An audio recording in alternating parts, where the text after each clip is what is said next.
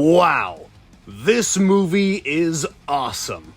I mean, you'd have to be a fucking idiot to say anything bad about it. Across the Spider-Verse is kinda like a taco. There's a lot to love, it's loaded up with ingredients and spices, it looks amazing, but it's also kind of a fucking mess. This movie, as much as it pains my very being to say this, is heavily flawed when it comes to its narrative and some of its character writing. And what's annoying about it is a lot of its plot points are reliant on Beyond the Spider-Verse, paying off everything this movie sets up in a satisfying way, which we have no way of knowing if that's going to be the case or not. This movie has so much story to throw at us and the luxury of not having to wrap it up just yet. And as such, the movie can prioritize wowing you so you don't notice that some of these plot elements really don't add up. Now, you may be thinking that I'm already being way too harsh on this movie. And don't worry, I will explain myself, but seeing how everyone on the internet has already given this movie a wet, sloppy blowjob, I think a sober, analytical critique is more than welcomed at this point. And for the record, I fucking love this movie. Like I said, there's so much to love and appreciate about it, and not just the visuals. I kind of compare it to Belle. Visually stunning, narratively weak, but I loved it regardless. You can like a movie while still acknowledging its shortcomings and flaws. And I'm going to do my best to offer a fair, balanced review that shines light on the good shit as well as the flaws. I'm not trying to hurt anyone's feelings or say your positive experience with the movie was invalid, because it wasn't. I'm just here to tell you what I saw, what I noticed, and what I think. Now, that's quite enough emotional buffer. Let's dive in. Alright, first off, the animation.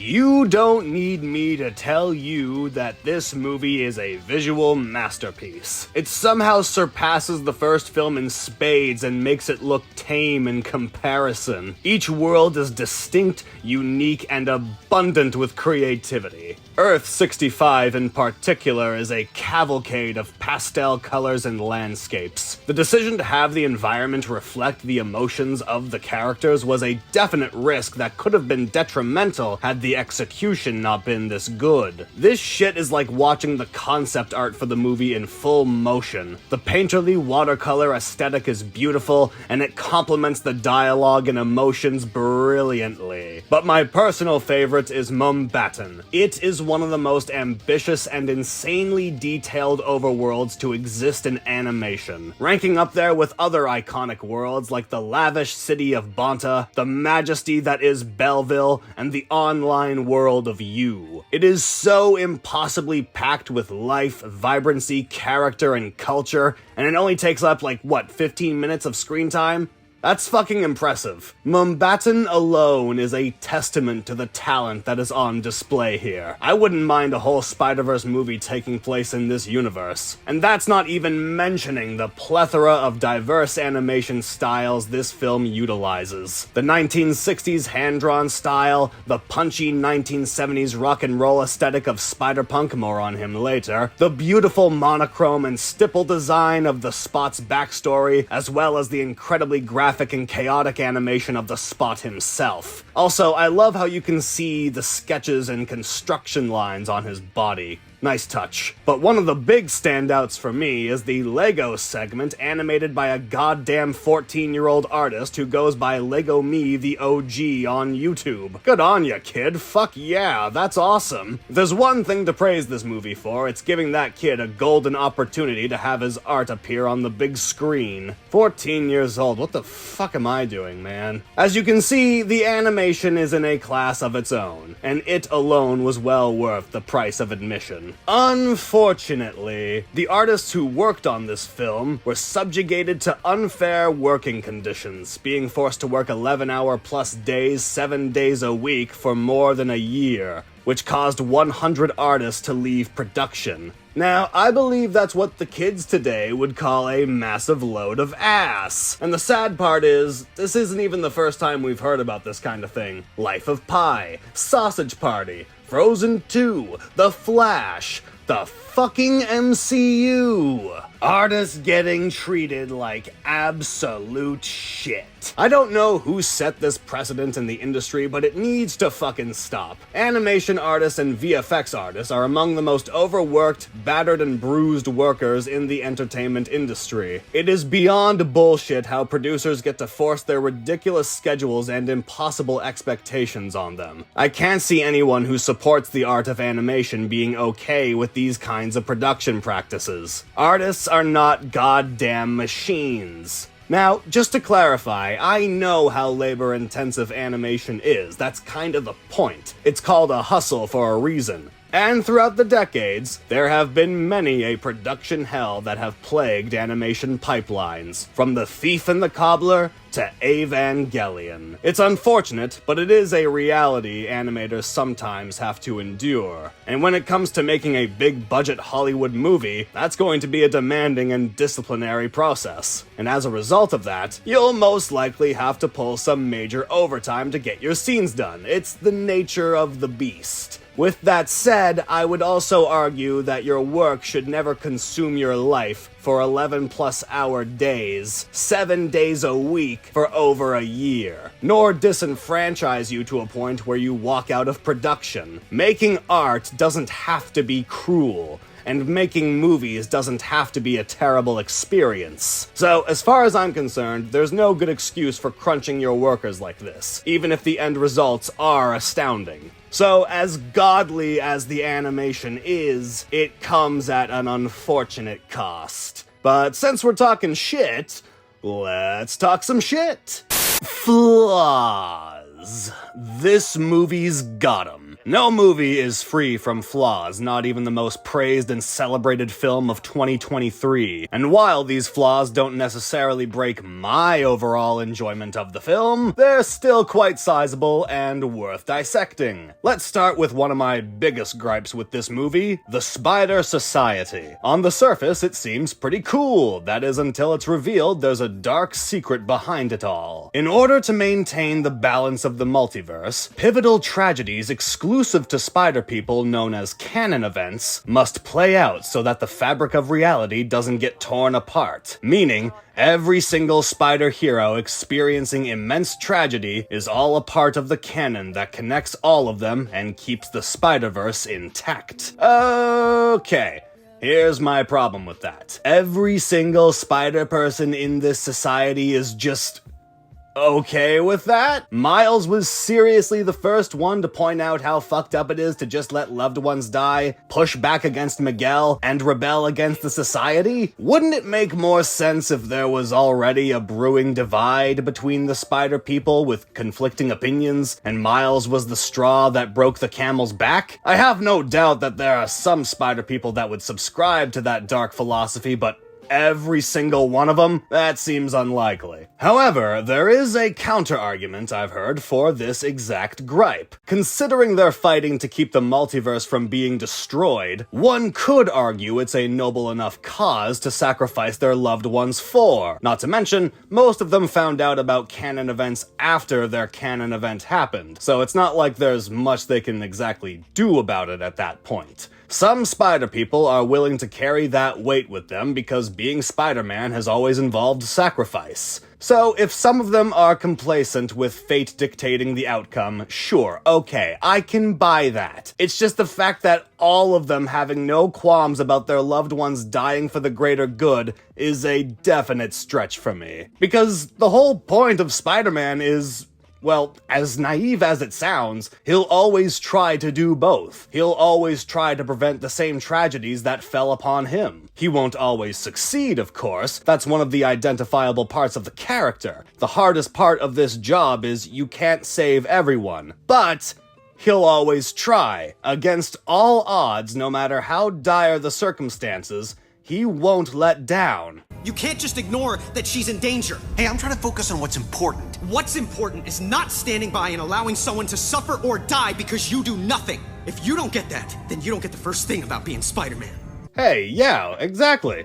Where was this Peter Parker when they were all ganging up on Miles? And in regards to me thinking there should have been a divide of opinions amongst the Spider People, considering that we see Noir, Spider-Pig, and Penny joining Gwen's rebellion, implies that there were already Spider People that either weren't in the society to begin with, or had problems with it as well. Not to mention, we do see Jess clearly second-guessing her actions in the third act, and even though she tracks Gwen on Earth 1610, she does nothing to stop her. So who's to say there wasn't already a divide of ideals between the Spider Society? The only snag in that argument is, like I've mentioned tirelessly before, it's largely dependent on Beyond the Spider-Verse exploring that concept more and paying off those setups properly, which is annoying because we don't have the future movie to dispel that. So as it stands with the information we have now, the Spider Society under Miguel's leadership operates more like a spider cult than a strike force of elite superheroes. The more I think about it, the more it rubs me the wrong way, and doesn't feel very Spider-Man of them to do this. Another controversial aspect of this film was the portrayal of Peter B. Parker. Some say he's perfectly in character, there's no problems here, and we all need to shut the fuck up. While others would argue his character was borderline assassinated, if not completely butchered. I'm hesitant to call this character assassination, but it's pretty close. And to clarify, I have no problem with him being a proud, doting father. I do have a problem with him bringing his 1-year-old into a spider chase across Nueva York up a goddamn intergalactic subway where Mayday could easily fucking die. And before you say it's a cartoon, don't take it seriously, this movie wants me to take it seriously. The majority of people who saw this movie took it seriously. And you know, whether it's for kids or adults, I take the writing in animation seriously. Stop undermining the art form like that. It's sad. You're making me sad. Peter is irresponsible at best and negligent at worst throughout the movie, bringing his infant child on these dangerous missions. Even at the end, he willingly brings Mayday along with him at the end. Bro, you need to stop. Also, Jess's baby is fucking annihilated throughout this movie. Holy shit, what is with spider parents? Miguel said it best. Both equally terrible. Does that settle it? But that's not the only problem with Peter. The fact that he aligned himself with Miguel in the first place, and the fact that Miguel even let him into the Spider Society at all mystifies me. Peter clearly doesn't take any of this seriously, so why does Miguel even bother with him? And why would Peter go along with the dark, brooding existential philosophy of the Spider Society? This doesn't seem like something he would believe in considering how lackadaisical and laid back he is. It just doesn't make sense for either Miguel or Peter to be affiliated with each other. And on top of that, Peter also exposes himself as a traitor to Miles when his position is compromised by Jess. And some people say this was an accident on Peter's part, like he meant to turn off the watch, but that's kind of a flimsy argument, considering he needs the watch activated to keep his atoms stabilized. And yes, I know you can have the watch off for an extended period of time and not completely freak out, but still, it's as far as we know, Peter tried getting all schmaltzy about his daughter with Miles to coax him into complying with Miguel, and by extension, letting Jefferson die by the Spot's hands. Yeah, that's not a good look, Peter. Not a good look at all. Peter B. Parker is not well handled in this movie, which is really sad because, fuck, remember how he was like one of the best parts of Into the Spider-Verse? Like he was actually a fresh take on Peter Parker and the majority of us walked away thinking Peter B. was the shit? Yeah, that's not the case here. Into the Spider-Verse blows this movie out of the fucking water, by the way. So, to summarize, I'm glad Peter is a happy father. I'm glad things worked out with Mary Jane. I'm glad that Peter is in a much healthier mental state than he was in the previous movie, but maybe don't bring your infant daughter on life-threatening missions. Or align yourself with people you clearly don't take seriously. It makes for inconsistent character writing. But my biggest problem with the movie is the anomaly reveal. Miles was apparently the original anomaly. Spider-42 wasn't supposed to bite him. He's not supposed to be Spider-Man. He doesn't belong here. Okay. Let's go through the absolute Pandora's box that this plot point has opened. If Miles wasn't supposed to get bitten by Spider-42, and that was a supposed disruption of the canon, then why didn't the same bullshit that infected Mumbattan infect Earth-1610 the second Miles got bitten? That's what happens when the canon is fucked with, right? Wouldn't that have been a thing? And while we're talking semantics, wouldn't Spider-42 be the original anomaly since it traveled between dimensions? Or fuck, shouldn't that make the Spot the anomaly since he brought it here? But okay, for all intents and purposes, Miles is the original anomaly. But since none of the aforementioned multiverse-ending shit happened on Earth-1610 after Miles was bitten, that leads me to entertain two possibilities. 1. Miguel is intentionally lying to cover up a bigger truth that will be explored in the next movie, or 2, that isn't a lie and the writers just wrote themselves a narrative contradiction, otherwise known as a plot hole. Fucking hell, Lord and Miller. You know, you didn't have to do this. This plot revelation throws a wrench in everything. See, this is why between this movie and Clone High Season 2, I firmly believe that Lord and Miller have fallen off writing-wise. I wish I could refute these writing issues, but not only do they knock the movie down several pegs, they're just flat out indefensible. And if not indefensible, then completely reliant on the next movie proving me wrong. Which, well, you can see why I'm apprehensive toward that sentiment. And hey, look, I'd love for the third movie to prove me wrong. I will welcome that shit with open arms. And if it does prove me wrong, then I will gladly admit to being a cynical, untrusting asshole that couldn't see the genius plan Lord and Miller had. All I'm saying is, it doesn't look likely, and I have trust issues with these two now. Alright, now that I've given this movie a good ribbing, let's address some of the positives before I get back to some of the other mini problems that plague this movie.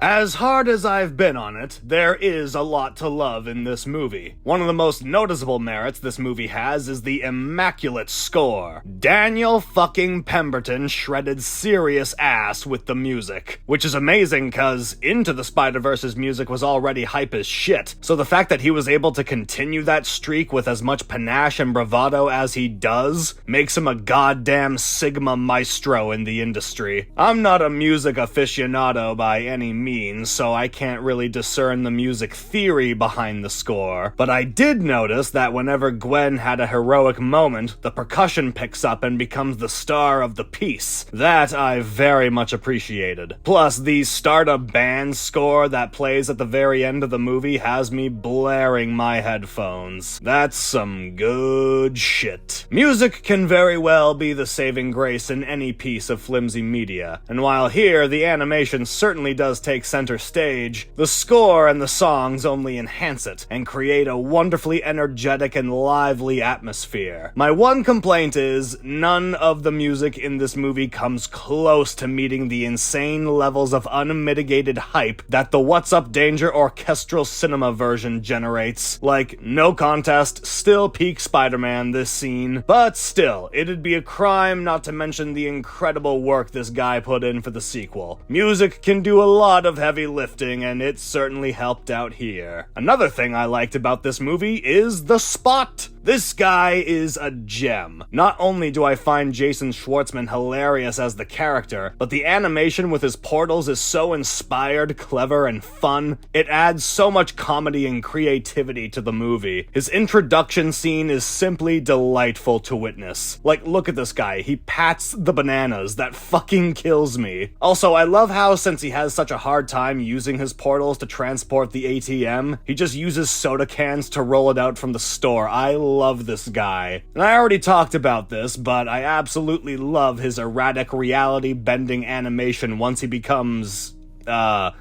Perfect Spot?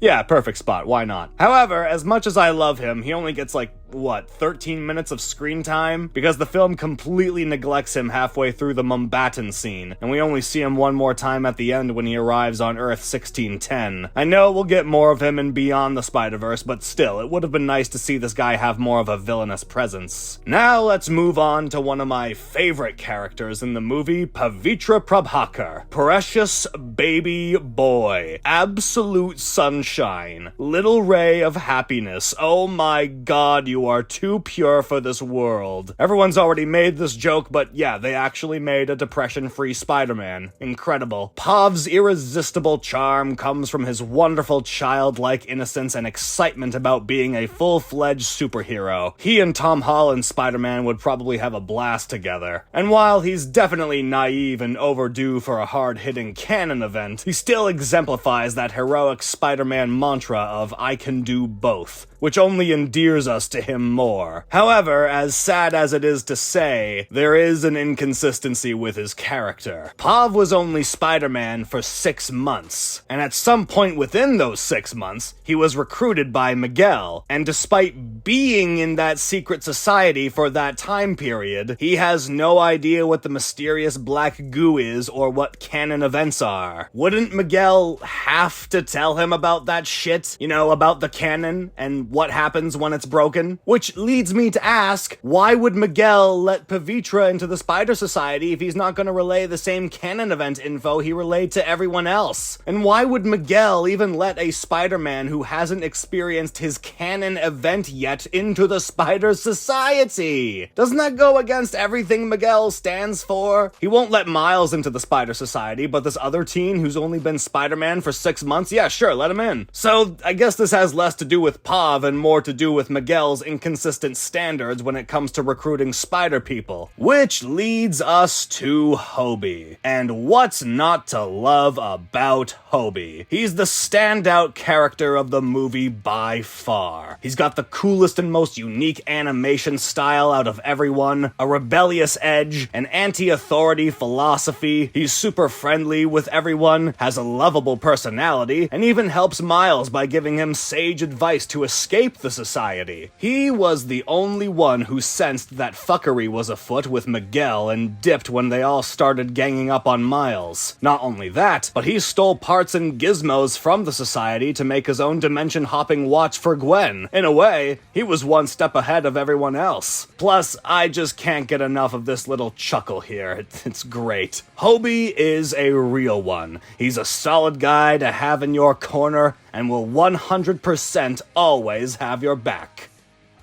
However, if this guy is so anti-authority and anti-establishment, why would he even join the Spider Society to begin with? Oh, well, to look out for Gwen, of course. But again, I have to ask, why would Miguel even want him? Why would he allow someone as rambunctious and unwilling to conform as Hobie to join this society? Hobie is clearly not okay with Miguel's philosophy as demonstrated by his entire fucking character, so why would Hobie even want to entertain this bullshit for as long as he has?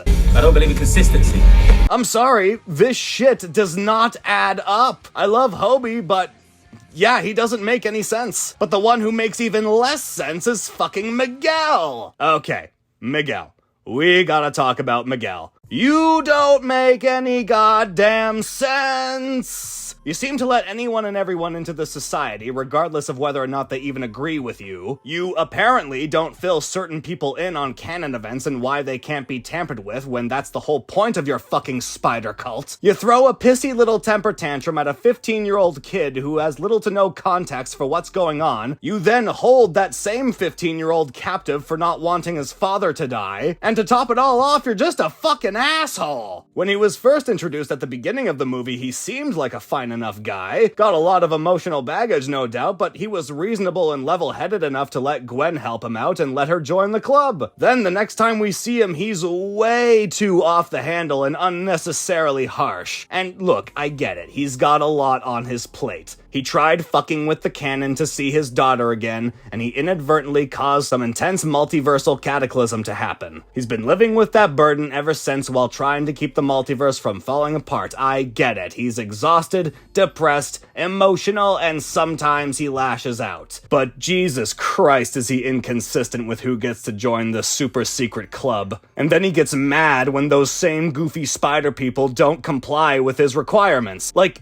dude, you're not doing yourself any favors. In fact, you're creating problems for yourself by doing this. Fuck. Now, hold on. Weren't we supposed to be talking about the good things about this movie? Well, yes, but you see, even the stuff I like in this film has an asterisk next to it. Like I said before, there's plenty of mini contradictions and inconsistencies throughout the film. I still love Pavitra and Hobie. They're a lot of fun and rather endearing on the surface, but they unfortunately don't make sense writing-wise. And as for Miguel, well, I mean, yeah, he's got a cool design and a thick ass, but the character writing is wildly inconsistent. But getting back to things I actually liked, Rio Morales. Such a great mother. I love how she gets more screen time in this movie, and thus we get to see more of her personality shine through as well as her relationship with Miles. She can be sassy and strict when she needs to be, but you know it always comes from a place of love. Her monologue to Miles, while basically explaining the latter half of the story to the audience, is still a heartfelt, genuine motherly pep talk that any of us can identify with. Unless, of course, you had a terrible mother, or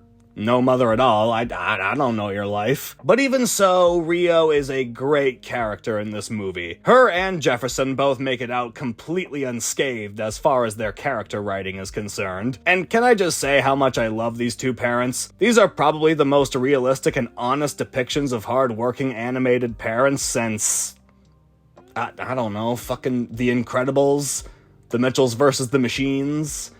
I don't know. They're great, is what I'm trying to say. They're not only perfect for each other, but they care deeply for their son, while at the same time trying to hold him accountable and pushing him to be more responsible. Good shit. Without a doubt, one of the stronger aspects of the film. And the one thing I absolutely, no buts about it, 100% adored about this movie were the scenes between Gwen and George Stacy. Fuck me, this shit is hard. And I'm not just talking about the visuals. I'm talking about the writing. Gwen and George have some of the best interactions in the movie. The range of emotion George goes through finding out his daughter is Spider-Woman was executed brilliantly. You can see the intense mental struggle in his body language, the confusion in his eyes. He's completely beside himself. And the heartbreak and desperation surging through Gwen as she pleads with her father to understand is as gut-wrenching as it is devastating. It's one of the best scenes in the movie, and it's at the fucking beginning. Hell yes. And then, near the end of the movie, we get an absolutely brilliant reconciliation between Gwen and George. Gwen feverishly explains that this mask is her badge, and if she doesn't act on this duty that's been bestowed upon her, someone who shouldn't be wearing the mask will. And George reveals to Gwen that he resigned his duties as a cop and rejected the title of captain, because protecting his daughter meant far more to him than fighting for a cause he wasn't sure of anymore. Gwen is finally assured that her father is truly on her side, and George not only got his daughter back, but a brand new understanding of what his child is fighting for and why. The two of them share a warm embrace as the beautiful oil painting that is their world reflects the cathartic emotions being put on display. It's fucking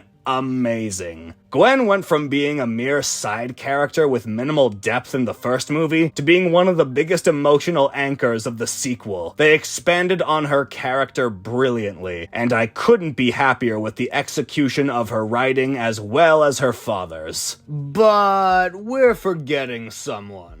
Aren't we? That's right, Miles. We can't talk about a Spider-Man movie without talking about Spider-Man. I mean, come on, who do you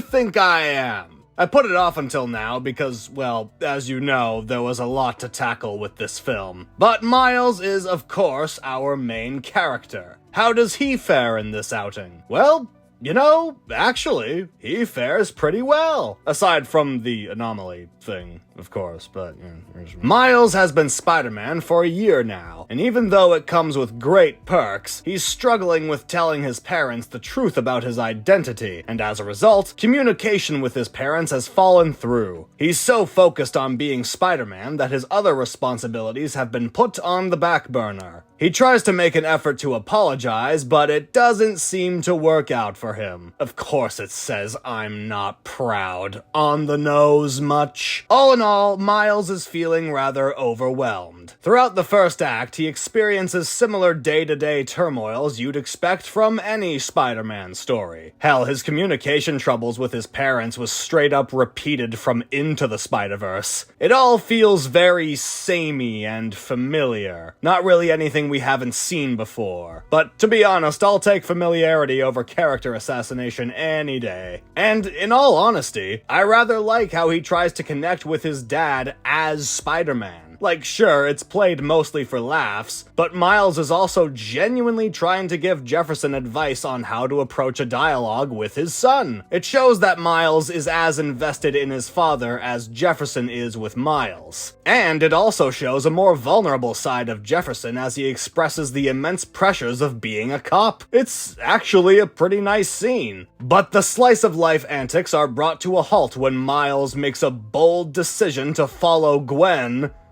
across the Spider-Verse.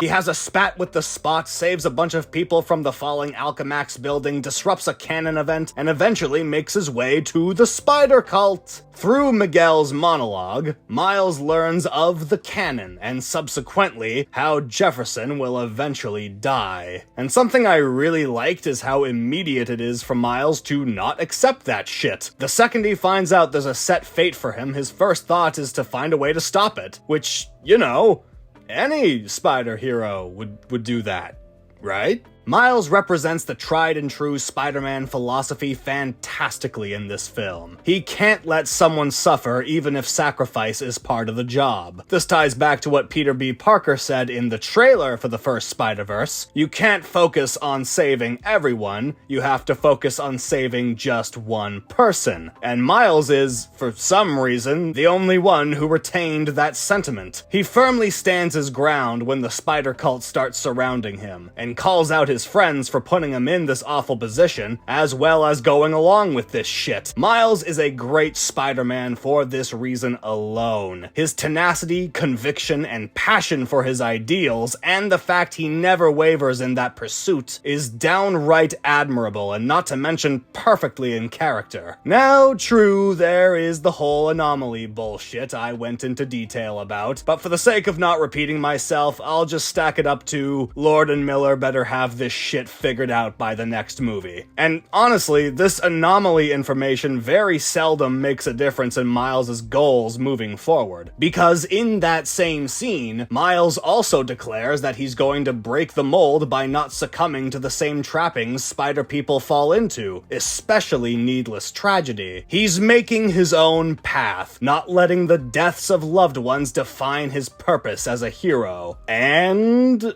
I really like that. I love it, in fact. I love how defiant and rebellious Miles is, yet still so committed and faithful to the Spider-Man philosophy. It's pretty great. The attitudes he exemplifies not only make him a great protagonist to root for, but a great Spider-Man all around. But in taking this stance, Miles has been completely alienated from the people he thought were his friends and colleagues. And the fact he can't rely on his best friend or mentor to have his back anymore is a dismal reality for him to face. But he shoulders it with a sense of confidence and assuredness that he is doing the absolute right thing. And in another great showcase of Miles' quick thinking and cleverness, he actually manages to sneak past Margot and use the go-home machine to travel back to 1610. However, as we all know, he doesn't get sent to 1610, but instead Earth 42. And after all the bullshit he went through in this movie, he finally has the confidence and nerve to confess his superhero identity to Rio. a pivotal moment for his character, even if it does go unnoticed by his variant mother. And when he gets trapped by Aaron and Prowler Miles, despite how confused and terrified he is, he falls back on the first lesson he was given as Spider-Man. Don't watch the mouth, watch the hands. Love that little detail. Oh, and speaking of Prowler Miles, yeah, really cool reveal and all, but unfortunately there's not much to say cause this is the end of the movie and I won't have anything concrete to analyze about Prowler Miles until the next movie. Sorry. So yeah, all in all, I think Miles is pretty damn cool. It's kind of a shock to me, considering how many problems are in this movie, that the main protagonist's writing is actually sound and consistent. Usually, that's not the case. Yeah, there's some fuckery with the whole anomaly thing, but that's really the only major problem with his character, and for now, it's up in the air whether or not it's actually true. So, I'll take what I can fucking get. Wow, you know, I've been talking for a while.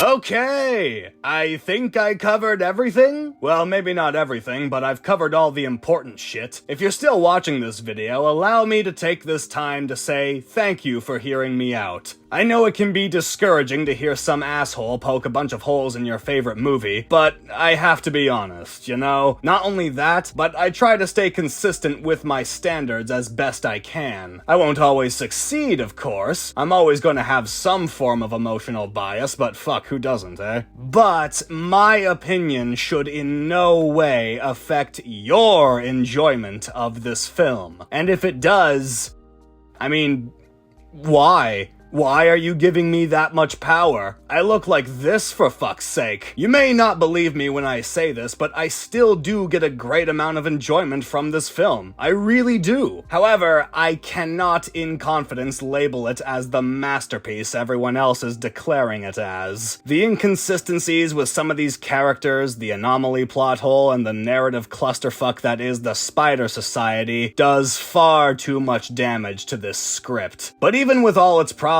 it's still a very admirable, inspiring piece of work. Like, immediately after I saw the movie, I was like, damn, I gotta draw something. If you're a visual artist, I'd be surprised if this film didn't have that effect on you. The blood, sweat, and tears that went into the artistry of this movie will never go unnoticed, especially by me. It's just a shame that the writing is topsy-turvy as shit. Across the Spider-Verse is a lovable mess. Undeniably flawed, but still has so much to offer. And if you're still mad at me, well, at least your mother loves me. Tell her I said thanks for letting me smash. Thanks for watching. Be sure to subscribe, like the video, beat my ass in the comments.